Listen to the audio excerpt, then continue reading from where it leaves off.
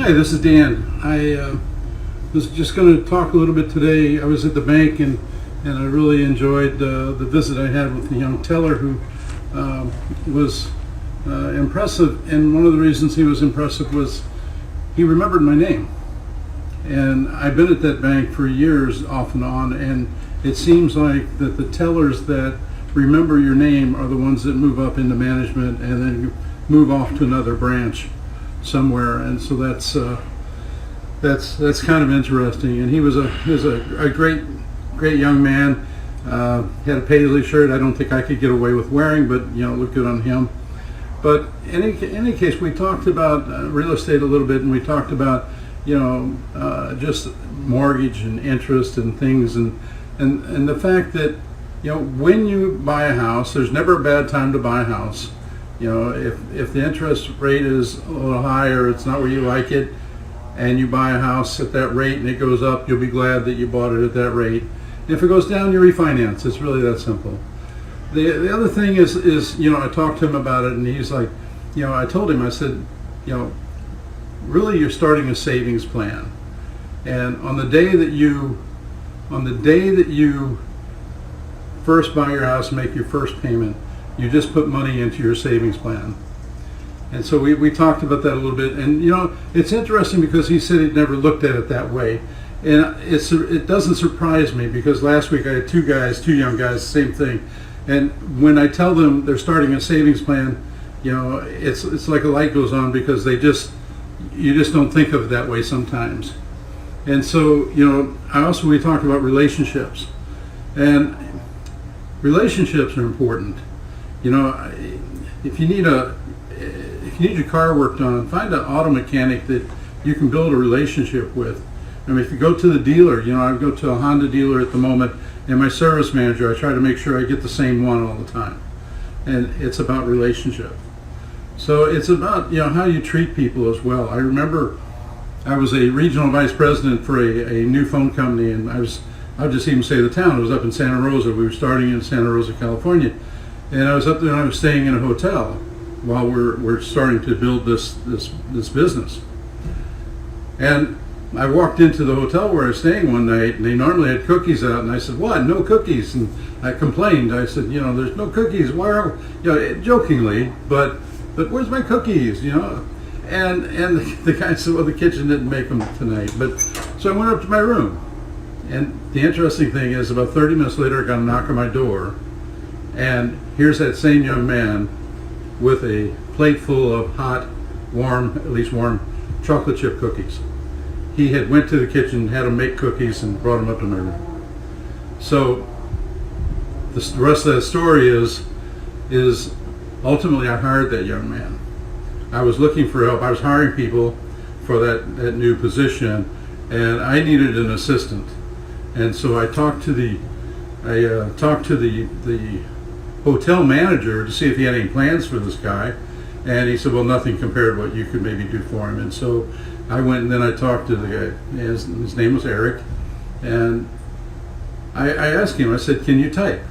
And he said, "Yeah." And I said, "Come over to my office at whatever time it was." And so he came over to my office, and I gave him something to type, and I said, "Type this," and he did, and I hired him.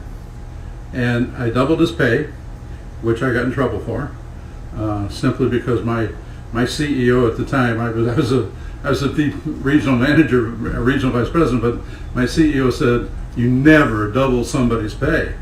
But it was within the range of what we were offering, and it was at the bottom of the range, but it was only fair, and that's what I did. And so it changed his life, and I know from that point on I moved up to senior vice president of human resources, because that was really my background. And I watched his history, and so I know he got promoted 3 more times that I know of, and so he was doing an excellent job. And it's just about how you treat people. Sometimes you don't know where something's going to come from. So you look at that, and I see Thomas. Hey, Thomas, how are you doing? Good to see you. So you look at that, and you just don't know. It also reminds me of simple things. It's like do we do things simply because we've always done them that way? You know, is that a good reason to continue to do them that way? I remember when I was in the southern, I was in Missouri, and I was managing a switching control center, if you will, and they had always printed this 50-page report every month. And I remember because when I was out in the field, they used to send it to me, and I never got anything out of it. So when I got into the center and I was controlling that, I kept printing one for the office, but I didn't send it anymore. And finally, after about 4 or 5 months, somebody called and said, "Hey, I'm looking for that report." And I said, "Do you need it?" And he said, "No." And I said, "Well, that's great. Then we won't send it." And so then we stopped printing it as well. But we do things a lot of times simply because we've always done it. And is that really a good reason to do it? And so many times it's the simple stuff that really makes a big difference. I remember that there was another time, same office by the way, I had just moved into that office. I was on the job for 1 day. And a lot of people don't know, but the telephone company has inside people and outside people. And two that never shall meet sometimes. And because I remember that I had just got in, and I was an inside person, but the outside guys were coming into me the first day, and they were yelling at me. They were like, "Hey, my missed appointments, you're killing me. What are you going to do to fix it?" And I said, wow, this is my first day. Can I look into it? And so they said, yeah. And so what I did was we had what we called a dispatch wheel. And actually it was young ladies that were sending out orders to our technicians in the offices. And I said, "Do we have appointment times on our orders?" And they said, "Yeah." And I said, "Do we tell the technician?" And they said, "No." I said, "Tell them." And so they started telling them. And our 15% missed appointments for the outside went down to less than 1% within about 2 weeks. And so you just go on and you do that.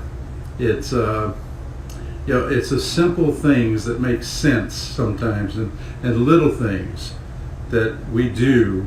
Ed Millett, if you don't know him, he's an awesome guy. Look into his podcast. He has a book called One More, and he just talks about just do one more thing. If you're making telephone calls, make one more. If you're knocking on doors, make one more knock, one more door. Whatever you're doing, just do one more. And the amazing thing is you will probably see results.